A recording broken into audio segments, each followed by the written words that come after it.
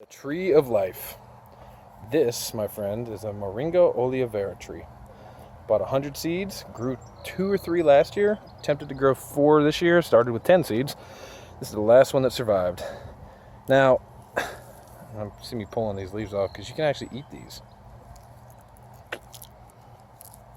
And they're not bad. I mean, like the yellow one's kind of a little bitter, but when you get them when they're small like that, they're actually pretty pleasant. Red potatoes.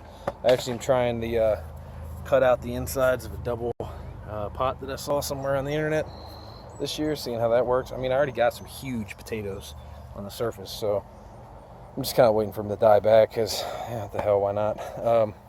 This is garlic, first successful year of garlic. I actually pulled my first clove out of there, and it was probably, I mean, it's about that big,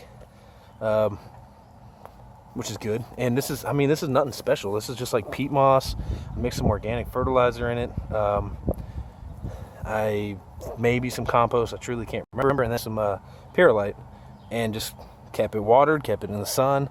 And man, some of these are gonna be big, which I'm glad about, because I literally just bought a clove of garlic from Kroger and just broke it apart. This is actually a clone cherry from the 3 that I have in pots up by my house, which I may or may not have done a video about, that are dying from blight now.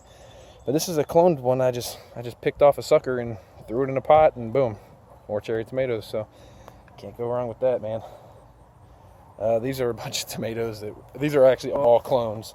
I have no idea what they are. So, in fact, these 3 are clones too. I have a problem. I just rip tomatoes off, and if I think it can survive, I just throw it in something. And I don't know. If I had more space, I'd have just endless tomatoes. Those are some sugar maples that I'm growing in a freaking tote. Yeah, it started off as just a temporary place to put them a year and a half ago, and boom, there we go. I actually might switch out that big one for this little one when it goes dormant this year. We'll see.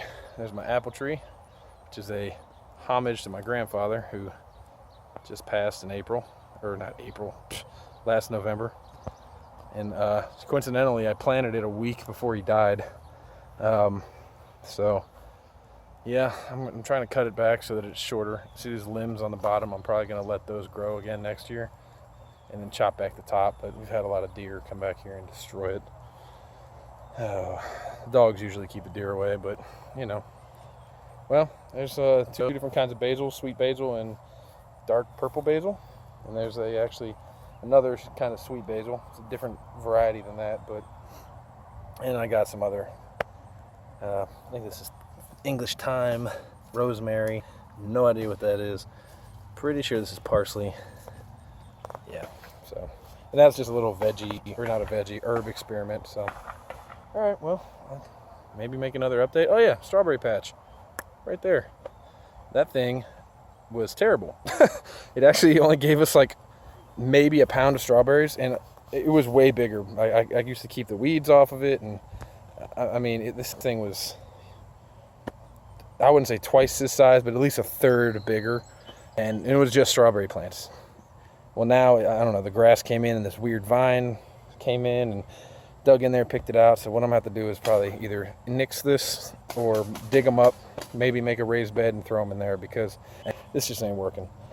You know, this is the 3rd year. This is all off of 3 strawberry plants. All of this is off of 3 strawberry plants that I bought 3 years ago.